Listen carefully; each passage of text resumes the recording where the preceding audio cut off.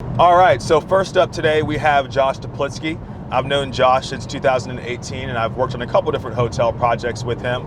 So today we're gonna go check out his latest hotel project, which is Uptown Suites in downtown St. Petersburg. Come along for the ride.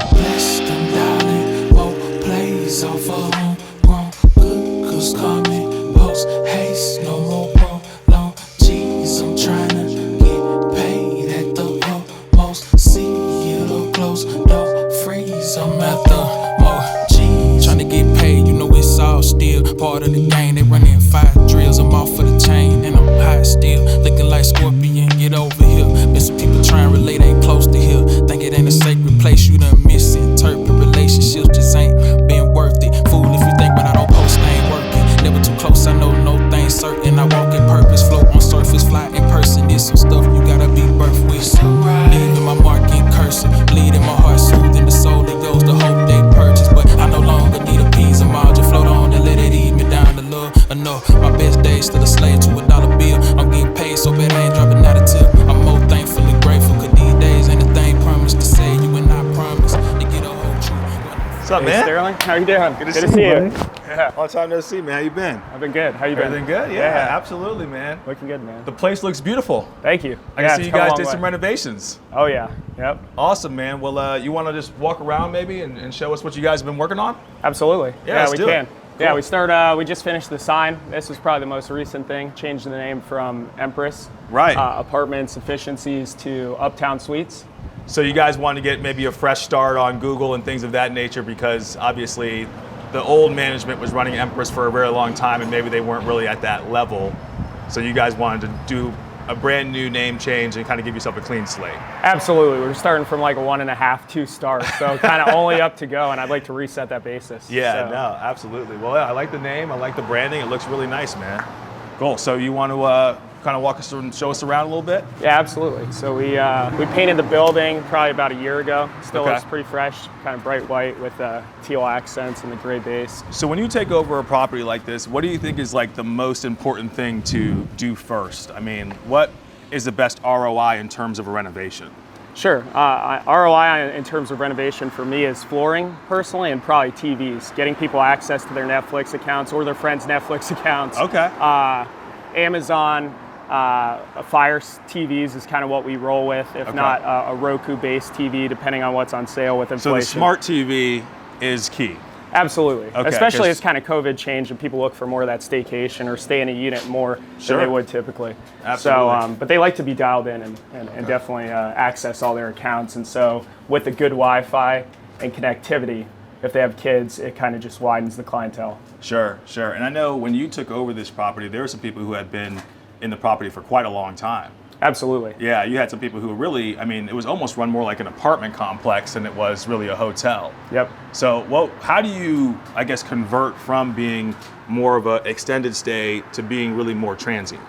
Absolutely. There's some nuances to that.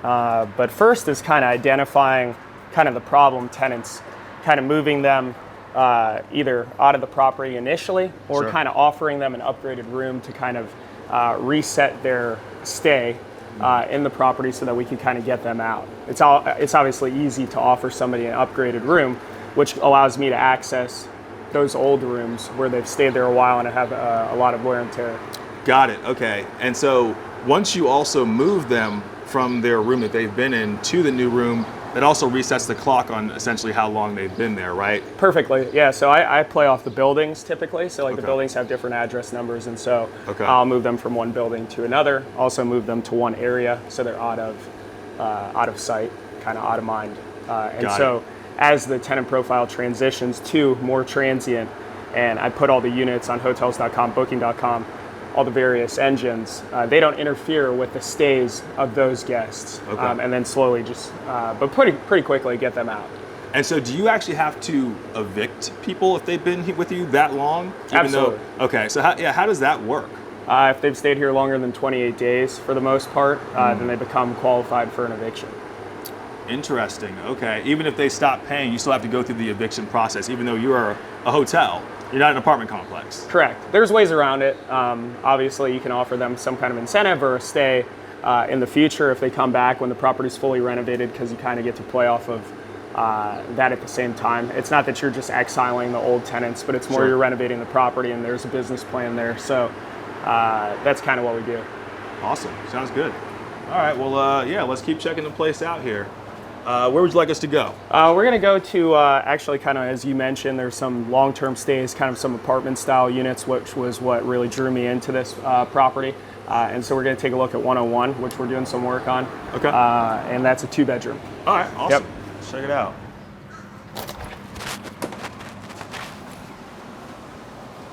Nice.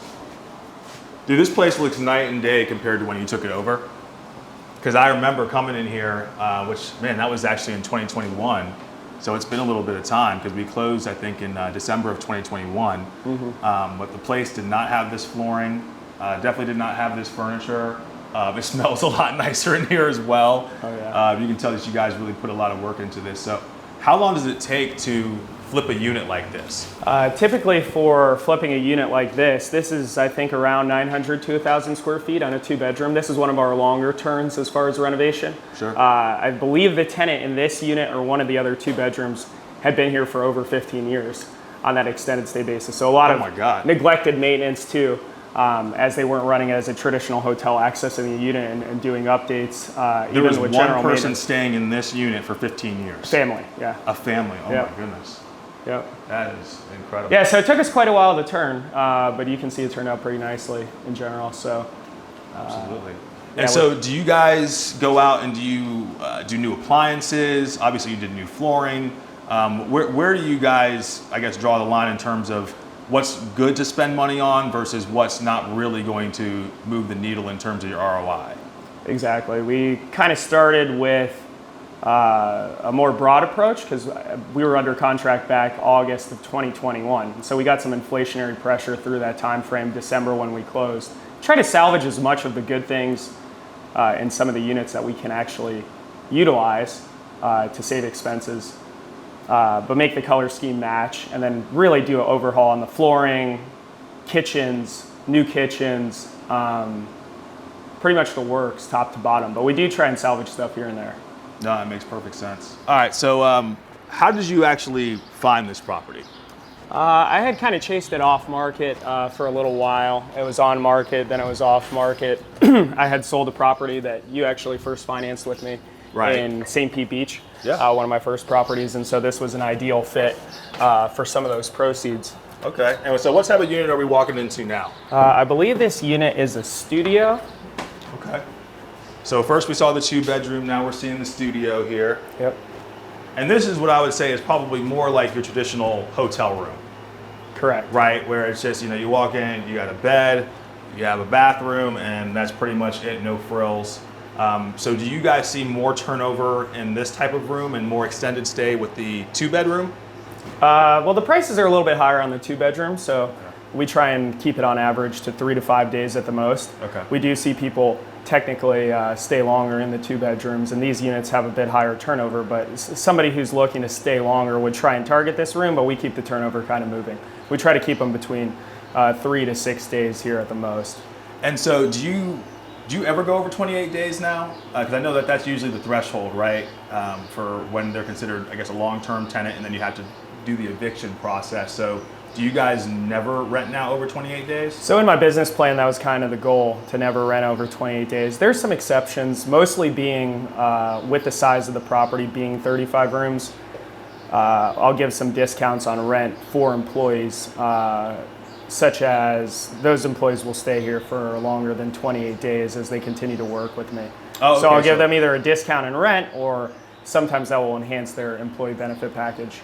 Got it. Okay, no, that makes perfect sense. It's a way for you to kind of offset a cost in a way, right? Instead of having to pay them, I guess, the full wage, that you can also kind of supplement them by offering room and board as well. Correct. So the pool looks fantastic. I know that when we were financing the property, there was a crack in the bottom of the pool. So I'm assuming you guys had to drain the pool and do some renovations to it, right? Correct. Yeah, that's some of the things that you don't know when you're buying real estate. It's kind of buyer beware. But I didn't know that the pool was closed for, I think, about like 5 years. Oh, really? Yeah, so it took the better part of a few months to go through the inspection process, get some of the work done to any kind of cracks, replace the pump, drain the pool, refill it so that the inspector was okay with all that. And so now we're open and people can enjoy it, which is pretty sad that they weren't utilizing it before. Yeah, absolutely. I would say that's probably a huge value prop, right? You have a pool, you want to be able to use the pool, right? Yeah, correct. And then that was kind of what I told you guys about in the beginning of my business plan. The pool is kind of the focal and center point of this property, I believe, with kind of the sales and the pergola that we added to update and enhance the aesthetics of the common area. Sure. Cool. Well, you want to grab a seat with me and we can talk a little bit about the industry and how things are going? Yeah, let's do it. Awesome.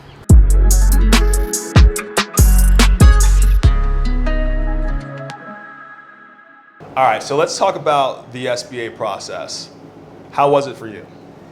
It was good. It was my third time going through it. This time, like the other times, had come with a different set of obstacles. Sure. However, having a good advocate for you as a guarantor, as a borrower, was really helpful in you. Absolutely, getting me through the process with ease.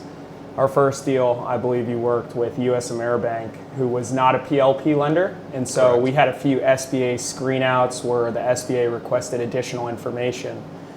Given the fact that you were a PLP lender on this go-around, some of the objections were easier to overcome. Our biggest objection, I think, was more with the credit committee at the bank and not having faith with the last seller. But on the SBA side and your ability to handle and navigate that process, it was definitely seamless this time around. And so there's definitely a learning curve, but you really get a handle on it your third time through. Yeah, no, and I'm glad that it was easy for you because this was a difficult deal for the bank. I'll just be very transparent on that. Obviously, I think, I'm always very upfront and honest with my borrowers, especially you because we have a long relationship. I've known you since 2017. And so I was very honest about the struggles that we had internally with this deal and how we had to go through committee a couple of different times. So, initially we were actually looking at this as a completely different loan program. We were looking at this as a 504 and, the bank wasn't comfortable approving it that way and really due to the seller and the way that he presented the financials to the bank. But the way that I tried to explain it is don't think of it as helping a bad seller, think of it as helping a good buyer, right? And I'll also give you credit because you were flexible, and we talked about potentially changing it from a 504 to a 7A, and you were comfortable with that, and so we brought it back to committee the very following week, and we were able to get you an approval. Yeah. And those are some good things to touch on. I mean, I remember that we had a mutually aligned interest. When you told me you were working for Bay First, that you guys wanted to do more deals in your backyard. I know you guys have an office right down the street in St. Pete. I didn't want to miss out on a deal with a lender that I'd already worked with. It seemed like you guys didn't want to miss a deal in your backyard. And so the ability to kind of put the pieces of the puzzle together, and then still, like I said before, I can't toot your horn enough, to go back through committee with enthusiasm to get it done after we'd already been shot down. It's something that I take pride in, kind of being relentless, regardless what happens, never taking no for an answer. But we absolutely kind of avoided some of those pitfalls to get it done ultimately. Yeah, no, relentless. I think that's a really good way to put it. And I did want to talk about how relentless you are because obviously, I think you're 34 right now. You just turned 34, right? You just had a birthday. Correct. Happy birthday to you, by the way. And so, you're a year older than me, but obviously, I mean, you've had tremendous success in your career. And one thing I've always noticed about you is your relentlessness. So talk to me about how do you go from the person I met in 2017 when you were doing your first deal to now, you've bought and sold 4 different hotels, you still have one, and you're going to be doing more. How do you take that next step?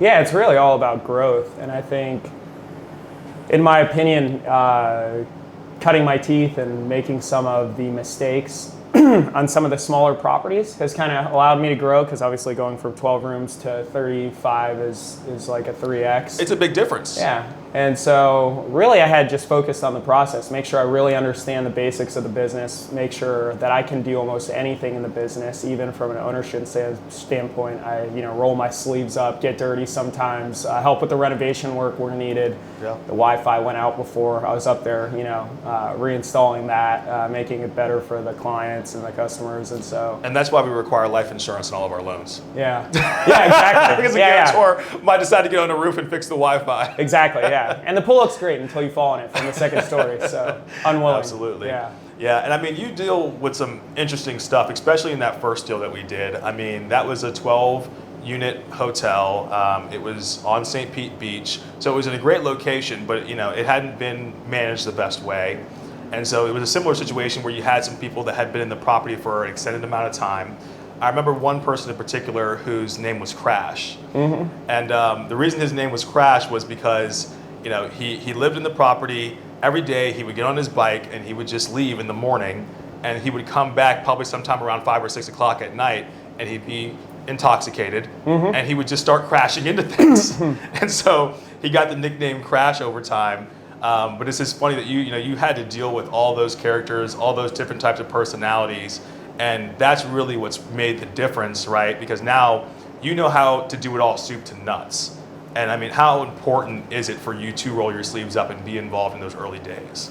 Absolutely. You get a real grasp on what the current owner did before you, or the previous owner would be more specific. But yeah, characters like Crash, you almost inherit like a cartoon comic book. There's all the different characters. They all play a role somehow in the previous ownership style of running the business. And Sure. Crash paid in cash, started his drinking at 5 o'clock, and then would run full speed into the side of the hotel on a bike. And so he has a special place in my heart, but I was quick to get him out. He also came with an aggressive breed German Shepherd that was not great for tenants. And so each story is different. Each property is different. Each comes with its own story. And to just generally improve it, so even some of those tenants make note of how far you've taken the place and how they appreciate it for as long as you let them stay. So really quickly, let's talk about management of a hotel. What is the most important aspect of managing a hotel of this size? From a 12 to a 50-room hotel, I'd say probably is kind of in its own bracket, and then obviously it changes once you get larger and larger. But for these smaller properties, what's the key to the management style? I'd say being hands-on. Yeah, not being a micromanager, but having trust with your employees, having trust with the money, trying to go more digital versus some of the old owners where they were taking cash, but ultimately trying to make the business more transient, gives you more transparency with technology and being able to see the revenue and forecast that, which helps with even managing the day-to-day operations. But Sure. having eyes on the property also helps, and then me being present, I think, helps as well. Sure. And so the 35-unit range is in the mid space and definitely needs to be looked after.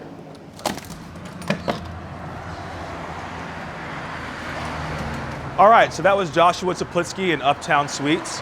Up next, we have Molly Ochiltree with RMC Electrical. So let's go for a ride.